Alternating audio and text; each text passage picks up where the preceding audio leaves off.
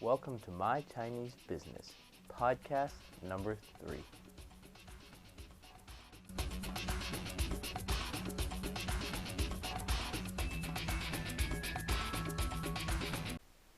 Hi there, welcome to the third podcast of My Chinese Business. I'm your host Sean, or Chinese name Xia Wan, and today's podcast I'm very excited about.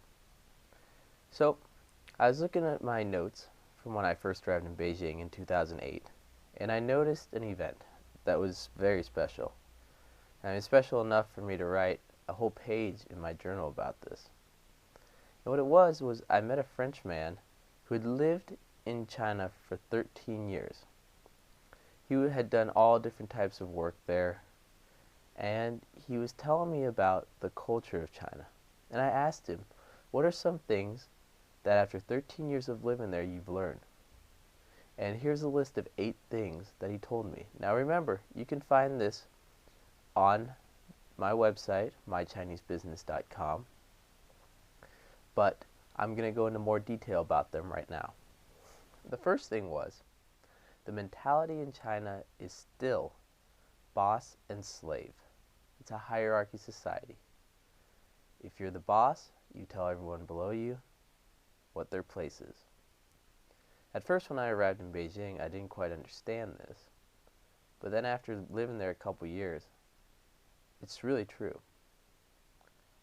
And whoever you work for, they pretty much dictate your life. If they want you there on the weekends, at night, early, you're there. And if you're not, there's millions of people that will replace you, take your job. And this gives people in charge, even if they have a little bit of power, an amazing amount of authority. But not only do they have the power, they also have the belief. I really did feel, the longer I lived there, that where you are in society on your job kind of is an importance, and that there are people below you that you can look down upon. And this was very surprising, and many other foreigners I know also started to feel that. The longer they were there, the more they felt not so much entitlement, but definitely class distinction. I'll go into more detail about this and pretty much everything that's going to be covered today in future podcasts. But for right now, we're just quickly going over these 8 things. So the next one, there's really no value for anyone other than themselves. It is because here, unlike in the West, where a child is part of a family, here the child is everything in the family. Now, it is especially bad with only one child per family because they are raised to think themselves as the king. In fact, this is something that many parents actually call their kids or other kids Huangdi, or little prince, or little emperor, or Xiao Huangdi. Sorry. And it's really true. And you'll see kids in the subway in that, crying because they want candy, but they're not 3 or 4. They're 13, 14. And if their parents don't give it to them, their aunts or uncles will. Or other not other siblings, but other people. Someone will eventually give it to them. And it's really quite amazing. I mean, kids there really believe they are the center of the world.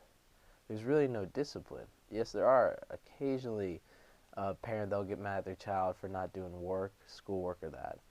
But the stuff I'd see kids get away with, I was very shocked most of the time. But, in all fairness, this does have a reverse.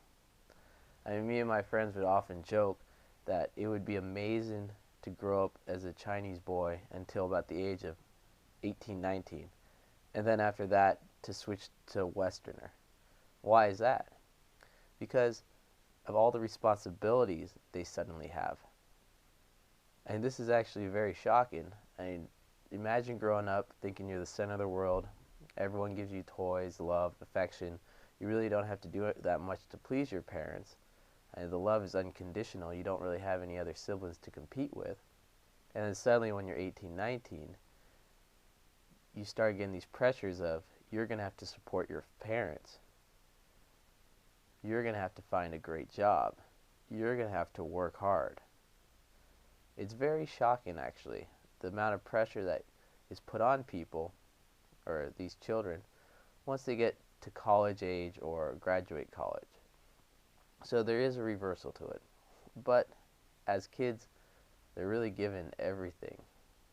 As kids, though, they really are quite spoiled in Western standards for love and affection. The third thing that he told me was when you're at dinner and people say cheers, you place your glass where you belong socially amongst the group. This means that the boss has the glass above everyone at the table. If it is equal with someone, then the boss considers that person an equal, and everyone must obey this. Now, we will talk more about dinner placement and where you sit at the table based on your social standing, but this is very true. And here's a little tip for everyone. This was taught to me, and I did this several times and actually won, much face with people, is I would normally be the guest of honor, and I would sit to the right, the immediate right of the head of this person socially at the dinner. And he would raise his glass, and I would put my glass just a little bit below his.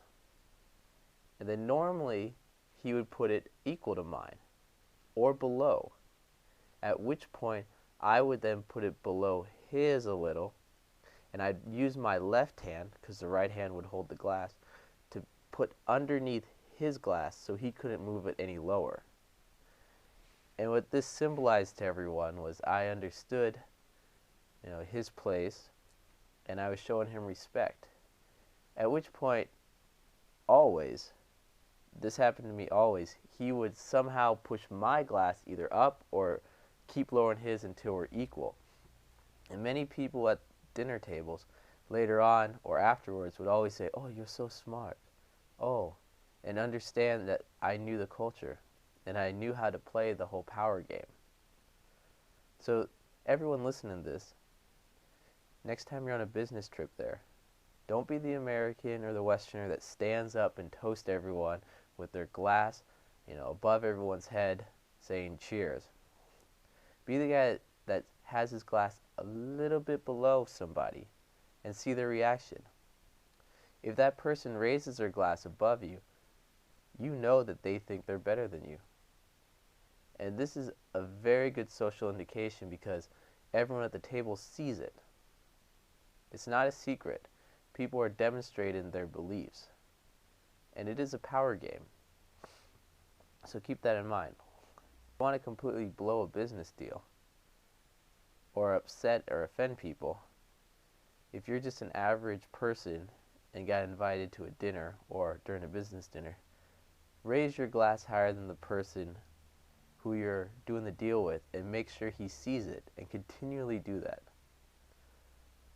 I mean, the person may at first think, "Oh, this person's a Westerner and it's part of his culture." But if you continually do that and make it obvious, he'll know you're purposely trying to offend him. So, just some thoughts there. Next, there are a lot of people richer than is reported. It is because everything is paid in cash, so there is no record of things. If someone is asked, though, how much they make, they always report less so they don't have to pay taxes. I talked a little bit about this in the second podcast, and if you haven't heard it, I would go back and listen to it. And this is very true. Everything is cash in hand. Okay, there's no credit cards, or hardly any. People do use them. People do use debit cards. People do make payments online and buy things, Taobao and these other big websites, eBay and those things of China, their equivalents. But for everything else, it's cash in hand. And there's no receipts. I mean, there are receipts, but there's nothing that gets reported to the government or to pay taxes on. So you can't really know how much someone actually has. And one thing you'll notice is if you buy anything at a small little shop, they'll just open up a drawer, throw the money in it, and hand you your change. They don't count the money in the drawer. There's no receipt that says how much, It was brought in today, what calculations were done wrong. It's just a box. It's just a money box. That's all it is. And this is at many places. Not the big convenience stores, but any small little shop, odds are behind the counter or someplace near the counter, there'll be one box or two boxes. A box for big bills, the 100 renminbi, and a box for 10s and 20s. On occasion, the person will have a little fanny pack around their waist or a huge wad in their pocket of the big bills, but for the most part, everything is done in the cardboard box. Next, the one-child policy is a bunch of rubbish. There are so many ways to get around this rule that it is almost like it does not exist. This is true with their one dog rule and no big dog rule. Okay, most people have not heard of this one dog or big dog rule, so I'll start with that. Basically, with Chairman Mao, or a while back, they made it a policy no one could have a big dog. But if you go in Beijing, it's actually kind of a symbol of wealth to have a big dog. I remember in the apartment complex I was in, there was a huge dog that lived there. And this was clearly a symbol of wealth because this person that had it would clearly have to make little payments to the local apartment complex officers. There's also many people that kind of had dogs instead of children, and you'd see them with 2, 3 dogs, just walking at night or walking during the day. And what can I say? That dog policy, it's clearly just named only. Now, the one-child policy.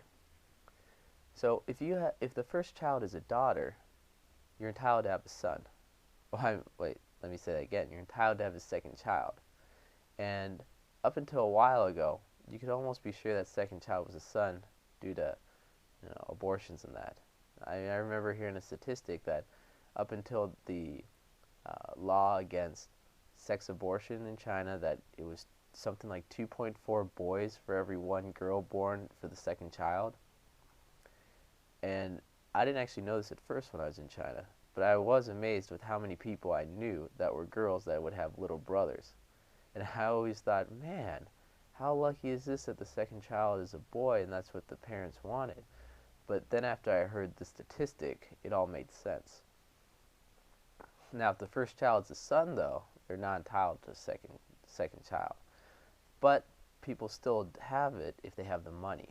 In fact, that's a way to tell if someone's rich or not. Ask how many kids are in their family. Like, for example, I met one family that had 4 kids in their family. Now, you better believe that those parents were successful business people or work in the government or something. Now, what happens after the first child, though? I mean, there are fines that have to be paid. Someone told me in Beijing it's Shirwan renminbi, which is 100,000 renminbi. So imagine paying $100,000 for the second child in fines. But if you don't pay that, it's basically the second child doesn't get an education or things like that, depending on where you live. I'm not going to go into too much more detail about that right now, but basically, if you live in the city and your first child's a girl, you're allowed to have a second child. If you live in the countryside, basically there's no one to regulate it, and these communities, everyone knows everyone, so if you have 2, 3 children, well, it just doesn't get reported, or kind of the person, looks away. He may be a family member that's in charge of doing stamps, or some friend of yours, family member, someone. Basically, you'll get by. So, the one-child policy is basically rubbish, and the dog policy in that. But a lot of people do follow it because there is a lot of propaganda. If you work in factories and that, it is enforced in many areas. So it is kind of a separation of class. You'd say the poor are not really allowed to have a second child, but if you go outside the farms where if you go into the farm area in the countryside where they are the most poor, they do have a lot of children there. So the actual population of China, once again, just like the money, no one really knows. Yeah. Next. The reason the country is growing so fast is not because there are great businessmen, But because there are so many of them to do everything, their thinking is not like that of stopping a problem, but of avoiding a problem. If the problem is there, they just go around it, and the problem still exists. This may be a cause of why so many products in the US and that from China have problems, just because there was a defect and it never got solved and never got fixed. In fact, I kind of noticed this while I was there. Something would be broken, something would be low quality, but it'd still be produced. And it was just the idea that, well, we'll just keep producing this until the next one's ready. And then the problem would go away. Or everything would be used until it was all used up, and when the next ones came, they'd be better. Or just that kind of manner of thinking. And if the problem's there, don't fix it, just keep going until it kind of gets pushed away.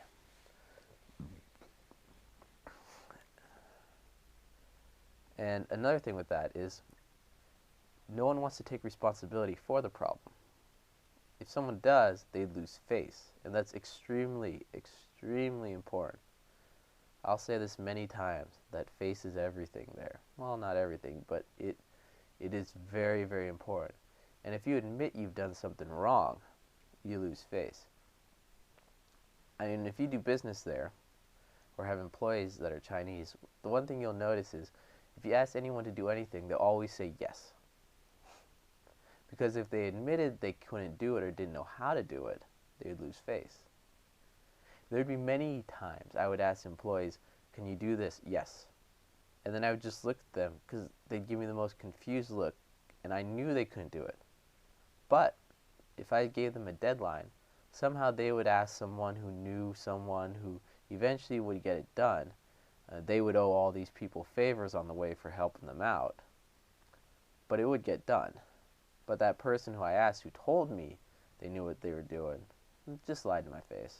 They had no idea. And if they can't find someone that can do it, this did happen occasionally, they would always deny it. I would say, do you know how to do this? Yes.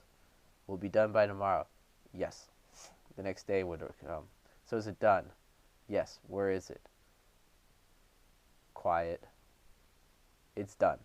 Okay, well, where is it?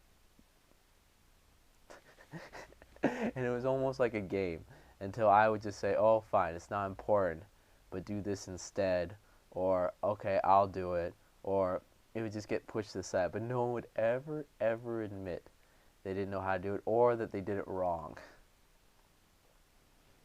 Okay, and next, all the giant businesses that are opening up and already here are not Chinese businesses, but actually owned by outside countries, such as the US, Japan, or countries in Europe.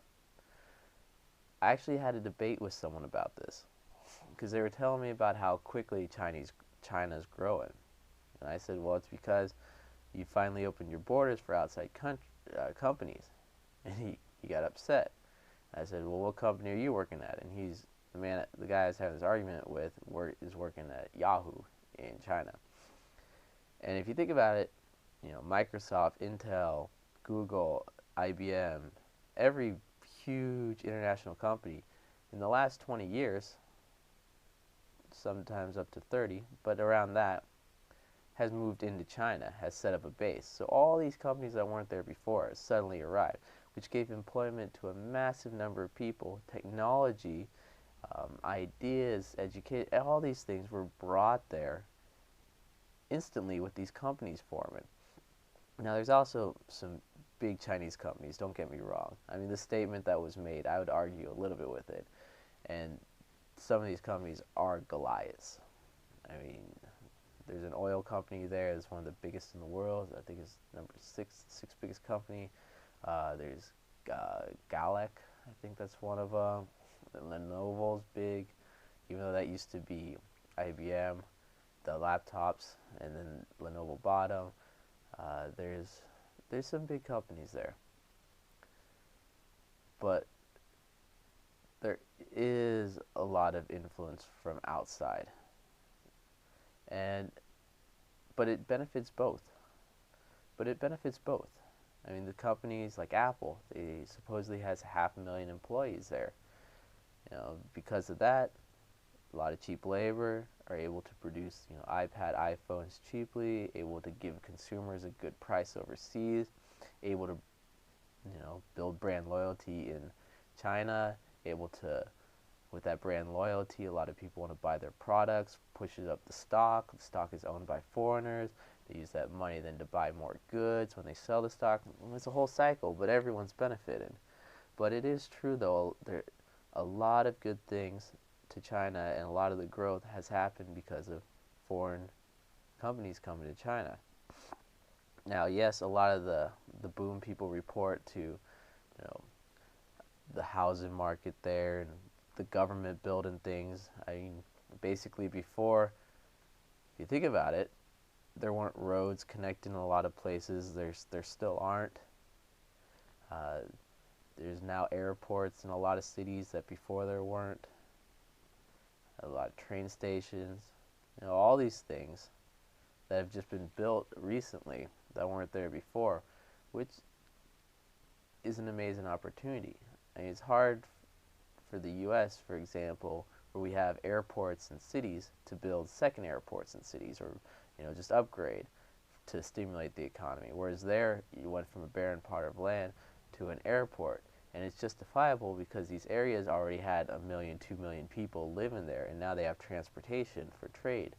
So it's amazing in the future how much more capable a lot of these cities in China will be to be able to produce, manufacture, and have businesses there, just because of their accessibility to transportation and communication with other parts that was not there before. I mean, there's cities that are, in the mountains and these hills that really, even now, don't have that much access to other areas that have, a couple million people living in them. Think about that. I mean, San Francisco in the U.S. only has 700,000. And now you have cities that are just starting to access people that they consider little towns, and there's 1 million people there. I mean, those people have wants, they have needs, they have desires. They'll want goods. They can produce goods. They need food. It's pretty incredible what's going to be happening there in the next while.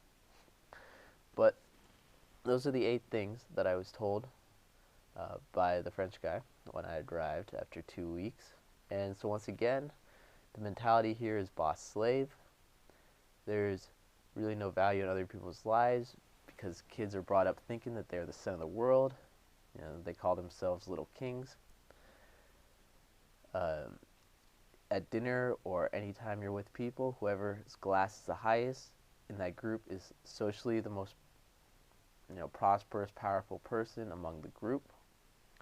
There are a lot of people richer than what's actually reported. It's hard to report money. It's all cash in hand.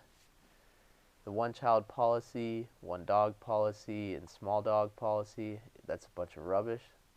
The reason the country's growing fast, or one of the reasons, I think one, but it's because of so many outside influences being allowed in.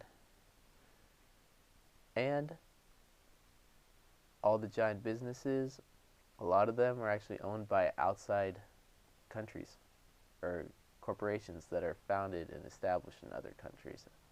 So that's it for this 3rd podcast.